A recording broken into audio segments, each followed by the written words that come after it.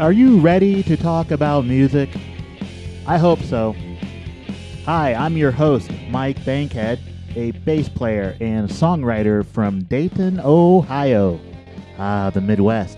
And I warmly welcome you to this, my first episode, episode 1 of the You Could Be My Aramis podcast.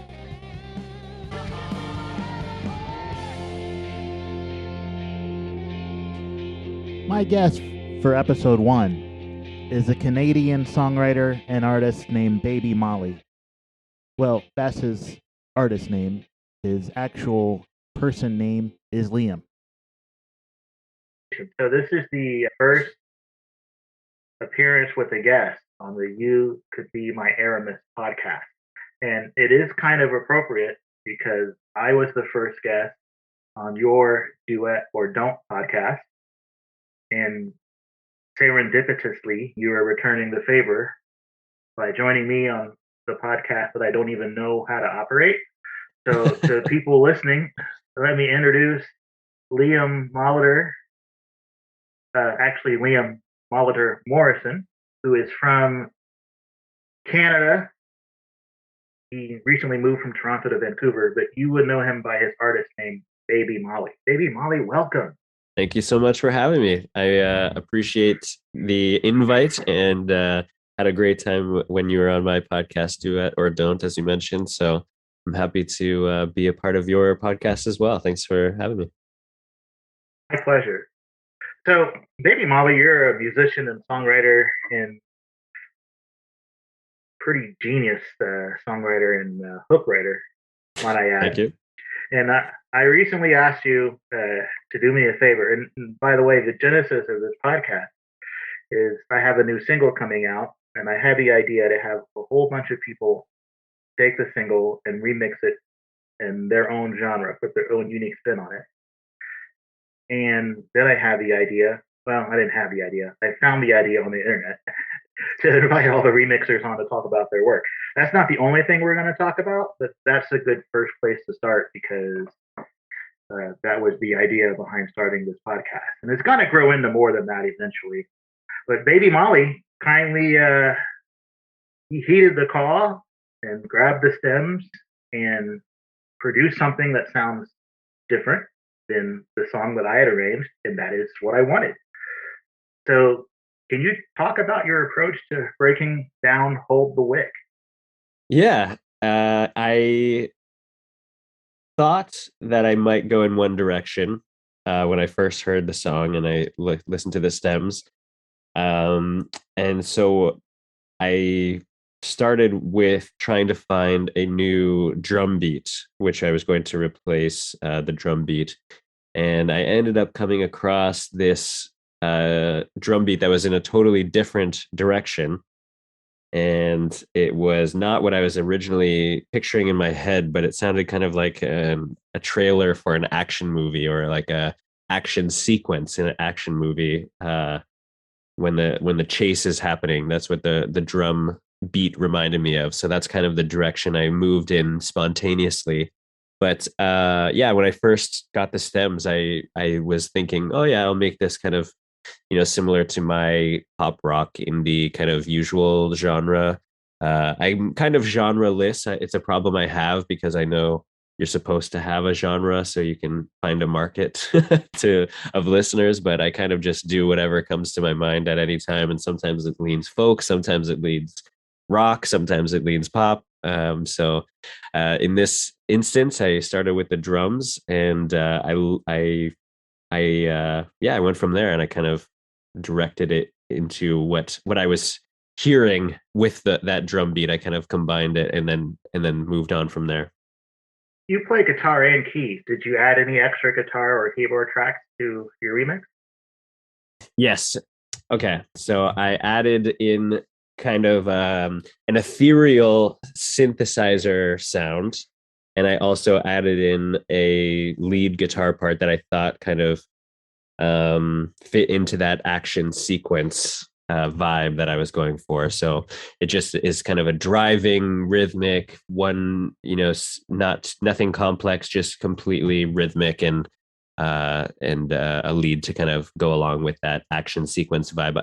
I was picturing like Vin Diesel or Jason Statham or something, jumping through a window and shooting bad guys from the back seat of a car. When I was when I was planning on what to do with the song. I'm gonna have to keep that scene in mind the next time I listen to it. Do you feel like the final product sounds like you? Does it sound like a Baby Molly track? I think it doesn't, which is kind of weird. I guess maybe Baby Molly is a different producer than the artist. I don't really, like I said, I'm kind of genreless. I think it fits me. It doesn't fit what Baby Molly has released in the past for sure. But I think I mean, what I always think is that the my guitar is my thing. I'm My lead guitar is kind of the one thing that I know for sure is always me. Whether because you would think it would be my vocals or my singing style, but sometimes that sounds like I said, folk or pop or rock or um, anything else that I might be able to convey with the vibe. But I think it might be because I'm not good enough at guitar to be diverse and different genres and stuff like that. So I just kind of go with what I'm able to do on the guitar, and that often ends up sounding like just a simple lead kind of pattern, and that's what we went with here. So I think that part is definitely me, definitely Baby Molly. The drums are not something I would usually go with. My previous project before Baby Molly was called Molitor, and that had a few songs that were kind of closer to that more industrial rock vibe that I kind of went with here. So I guess that it's like I said, it's me. It's definitely me. It's not something similar to what Baby Molly has released up till now, but I think it is me because it's like I said, I'm genreless. I made it. I was inspired to make it. I took it in the direction where I naturally felt to go, and so that's what we ended up with. I think it sounds great, and for those of you listening, I hope you think it sounds great. I'm going to go ahead and play you that remix right now.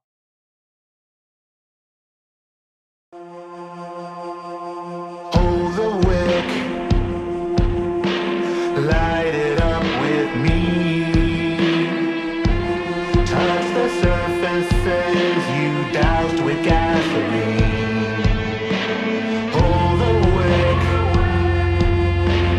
brandish it by day. Grip it tighter when the wax is dripped away. Capillary action pulls you higher. So hold the wick. Hold the wick. Stare into the flame. Steel yourself for what it takes to play the game. Hold the wick. Wave it all around. Burning over the life you burn to the ground. Capillary action pulls you higher. So hold the wick.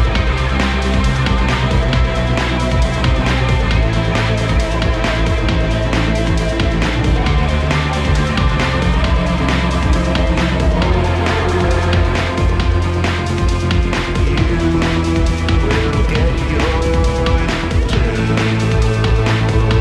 So hold the wick. Hold the wick. Hold the wick. Hold the wick. Hold the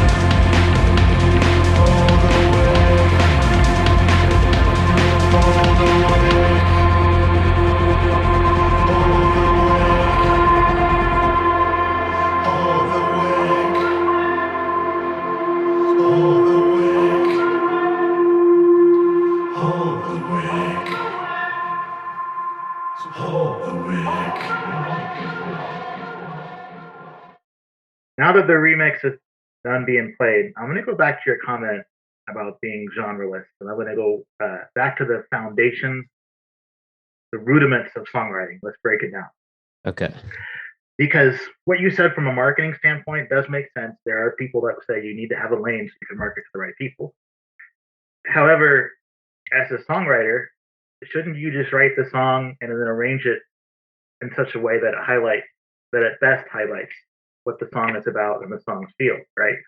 Yeah. So in some ways, you're hurting your songwriting ability by locking all of your things into one genre. So I want to know when you start, and not with stems, when it's Baby Molly, or even let's put aside the artist name, when it's just Liam sitting down writing about his feelings. What's the instrument you pick up first? Is it your electric guitar? I would say it's my acoustic guitar. I would start with a C or a G chord every single time on my acoustic guitar. That major key feel Yeah. with those minor key lyrics. Yes, exactly. I only write songs in the key of C or G, but it's actually the key of B or F sharp because my acoustic guitar is tuned a half step down. So that is my go-to. I'll play a G, C, E minor, F, A minor, D, some sort of combination of those on my half step tuned down acoustic guitar, and just make something up on the spot. Sometimes it's words, sometimes it's just a melody with gibberish, and then I create words that match it. But yeah, that's usually where I start. So an acoustic guitar is, depending on how you approach playing it, it's a genreless instrument, right? Right. I mean, if that's your, much like a piano, if that's your songwriting template, if that's the skeleton, you can go anywhere once you've finished the song. So I know how I do this, but I want to know how you did it. When you are done, how do you figure out what the song is going to be and how it's going to sound when you get it fully produced? That's a good question. I don't particularly know. It just, whatever it feels like in my head. I guess I'm a creative musician at heart, and ever since I was a kid, I, always played pretend and imagined I was going to be a rock star. And so I, even when I was learning acoustic songs on the guitar alone in my bedroom, I was picturing a rock band behind me on a, big stage. And so that kind of imagination, I think, still goes into my songwriting, because when I'm playing a song alone in my house and writing a song, I can immediately imagine what it would sound like done on a stage for an audience. And so that's kind of usually how I will move from an acoustic or usually an acoustic demo that I record on my phone or on my computer to a produced project. I'll start, with what I imagine in my head, and same with Hold the Wick. Sometimes it goes in a completely different direction once I start recording instruments. Once I hear a certain sound, I think, oh, that reminds me of this. Maybe that song could use that kind of vibe, whether it's a action sequence or a string section or booming beats or a quiet piano part. That's usually what'll happen. I'll hear it in my head when I'm playing the song just by myself acoustic, and I'll hear the other instruments, and I'll feel the drive and the beat and the vibe that it's supposed to have in my head, just by imagining what it would sound like if I were playing this for an audience. What's the ideal way to get this message across, so that the song is exciting, the lyrics mean something, and yeah, does that kind of makes sense? I'm just kind of ranting, Yeah, imagining it in my head at the same time. that's that's an interesting approach. You recently relocated completely across the country. So and it's like really recently. So I'm gonna imagine you haven't gotten a chance to get out and meet the music community there yet. do you have plans to get back to playing live and Yeah, bring that energy absolutely. to your work? Yeah, absolutely. So I love playing live. I love I love entertaining people, and I was like like you said, I just moved across the country. I'm living in Vancouver, British Columbia, Canada now. I moved here from Toronto, Ontario, Canada, and this was in the year 2021 that I moved. So I don't know if many people know about this, but Toronto, Ontario, Canada had the longest lockdown in the entire world. So we were not able to have live music while people that I follow on Instagram, people that I see on Facebook, on YouTube, bands that I follow that I like, were starting to play shows and plan tours up to 10 months before I was even allowed to go to a restaurant in Toronto. So it was very, I understand um, that safety comes first, but it was also very hard as a musician to watch that happen.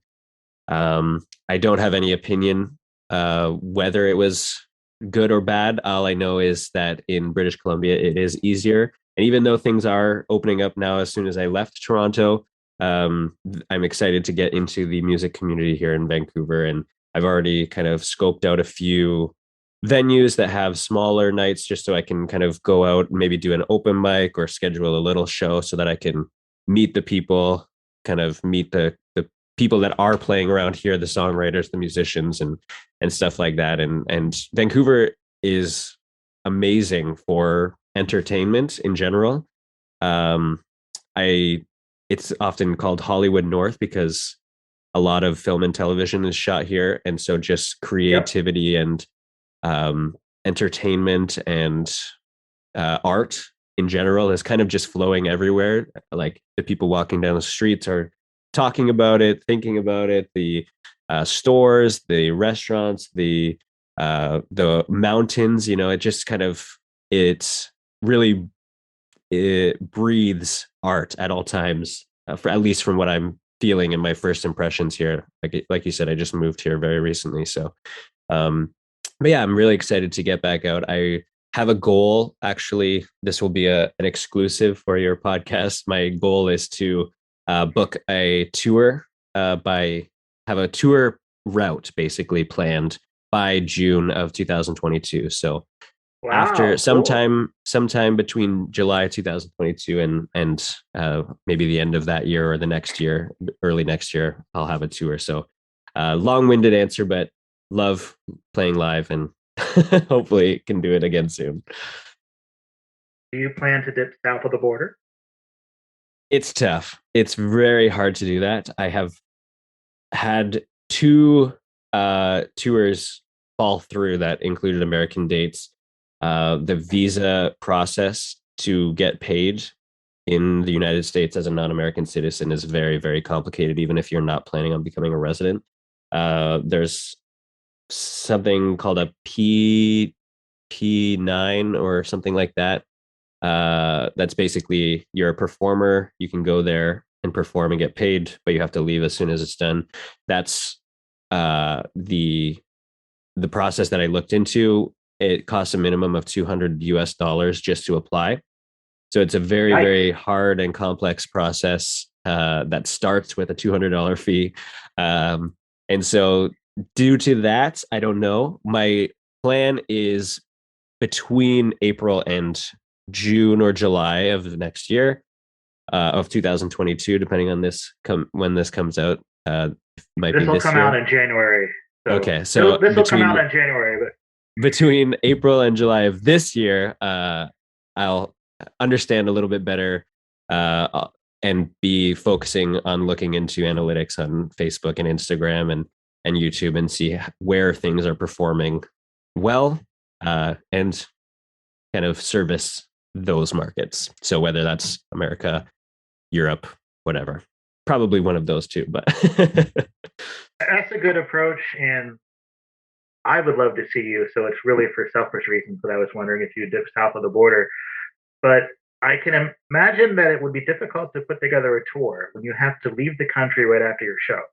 Generally, tours are show after show after show after show. Yes, so Right. Yeah. So part of the process for the P9 is this is the other thing that's very, very complicated about the performer visa in the United States for non-American citizens is it's kind of what is the saying, a snake eating its own tail.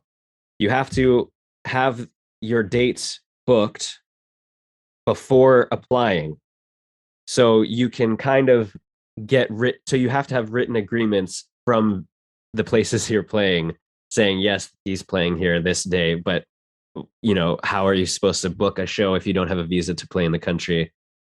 It's very, very difficult. Like I said, I have gone through the process twice. I haven't fulfilled. It's fallen through because of both the cost and the complexity of it. But yeah, it's kind of it's it's hard. Basically, is what I'm trying to say. that's really too bad. Yeah. Let's go back to something positive before I All let you right. get out of here. Two positive things. One, you put out a record last year, even though we're recording this at the end of November 2021. You're listening to this in 2022, so at this point, it's last year. Talk about that EP you put out. Yeah, my EP was called or is called "I Miss My Friends," and it just was born out of, like I said, I was living in Toronto, Ontario, Canada, where the longest lockdown in the world happened. And I think maybe at this point, Australia may be passing it, but like Melbourne or something. But yeah, for 10 months, I wasn't allowed to go to a restaurant or a store other than a grocery store or a drugstore, or see people in public or anything like that without being 2 meters apart. So I just wrote basically an EP about how I was feeling. I think, like a lot of people, I was uh, found solace in creativity during a tumultuous time in our world, in our society, and as individuals. And so I wrote an EP called "I Miss My Friends," just about all of the things that I was feeling. There was a lot politically going on in the world as well during that time. So I wrote about that. I wrote about how I was feeling individually, emotionally. I wrote a song called "I Miss My Friends in LA" specifically. Not That's not the full title, but it's called "I Miss My Friends in LA." And because I prior to the pandemic, I was actually living in Los Angeles. As we've previously discussed, I was not able to be paid, but I was living there and meeting friends and hanging out with people and taking classes and doing open mics and stuff for free. And I just made a lot of really good friends. And like I was saying about Vancouver, it's just a city that breathes creativity and art at all times. And it was very hard for me to have to leave that behind. And so I wrote a song called "I Miss My Friends in LA." I wrote a song that you'll be covering called "Straight Up Downhill from Here," where I was feeling just, the terror of having peaked already, having my life be past its greatest point. And I wrote a song called "All My Friends" that was about all of the political situations that were and are currently going on in the world, and how it all just is it's one big, complicated, but connected mess. And I wrote a kind of a yeah, I wrote a full EP. It was a really fun process. I think it turned out amazing. I did all of the production myself. Played all the instruments myself. Um, yeah, I think it turned out great. I think it's the most like myself I've possibly ever sounded, and which I'm really happy with. And yeah, I would be remiss if I didn't recommend everyone go check it out, because I think it's really good. Yeah, it's called "I Miss My Friends," and it's still, I still like it even though it's a year old as you're listening to this. It's hard for musicians to like their work as time goes on, but I think this is my personal opinion. The songs are great. You're obviously a person that knows your way around song craft, but beyond the craft, the way that you present them, especially doing it all yourself. With, I mean, I have to go to an engineer and producer, so I don't have that ability. I find that to be very impressive. And folks, if you don't listen to his lyrics, it's just really happy music, and the melodies will get stuck in your head, and you'll walk around humming the songs, and you'll be in a good mood. And if you want to keep the good mood, don't learn the lyrics. I mean, but Liam writes about life, and when it doesn't feel bright and shiny, that comes out in his lyrics, even though the music is bright and shiny. So, yeah, I recommend going to pick that up. And before we let Liam go, one last plug. He has a fantastic podcast called Duet or Don't, where he and another person will hop on the phone or the Zoom, have a brief chat, and then write a complete song, well, as complete as you can get it in a 2-hour time window. And they decide at the end whether they like it or hate it, duet or don't. And like I might have mentioned at the beginning, I had the honor of being the first guest on that podcast. Go check it out, especially if you want to learn about how songwriters write, because each person that he's had guesting on this podcast, none of us take the exact same approach, and yet we end up going to pretty interesting places. And I still want to get that song that we started finished because I think it's good. And I think that pretty much everything you put out of that podcast has been good. And yeah, I feel like a future duet or don't full album would be a thing that, from a marketing standpoint, might be sellable. What do you think? Yeah, for sure. I would love that. I agree. I would, if anybody's interested in what Mike is describing, I would definitely go check out episode number 1, Eat These Spot, featuring Mike Bankhead himself. It was a great episode, and we ended up with a song at the end. And related to what you were saying about releasing an album, I had crazy news at this week of that we were recording this episode. That the first official release that came from Duet or Don't has happened. One of my guests just released a guest I had on the show called Griffin Georges, who is from the band High Meadows. High Meadows put out an album, and the song that we wrote on our episode of Duet or Don't was on the album. So it was re-recorded completely, but I had a hand in the songwriting process on that episode, and we had a blast. And so yeah, it's a really fun show. We basically, like Mike said, just write a song, we talk, and then write a song. And yeah, it's I think it's a cool idea. People seem to like it. All the guests have had a good time, and yeah, like you said, there's lots of good stuff to lots of different ways that we can take things, but it always ends up with a new song of some sort, maybe a short song, but a new song. Yeah, it's an enjoyable listen, and I'm gonna have to go listen to that High Meadows album because I want to hear the completely produced version of the song you wrote. So since Liam is a busy person and I wish to respect his time, we'll wrap up this conversation. But before I turn off the recording, I want to say thank you personally to you, Liam Morrison, and also Baby Molly, for taking on the assignment to remix Hold the Wick. Thank you for giving me your time and helping me to clumsily promote that single in the remixes.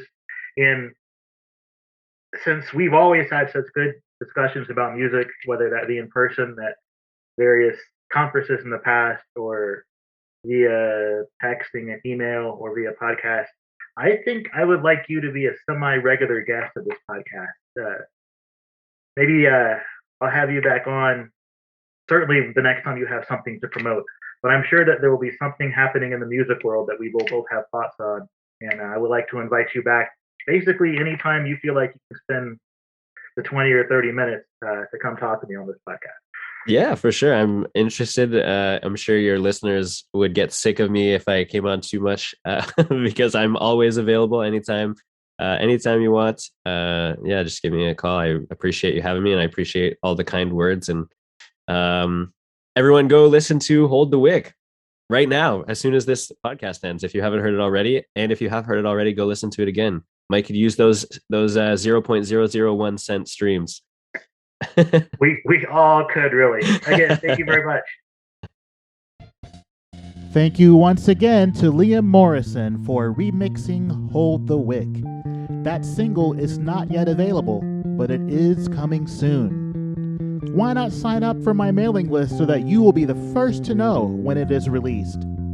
Thank you, dear person, for listening to episode 1 of my new podcast. Once again, the podcast name is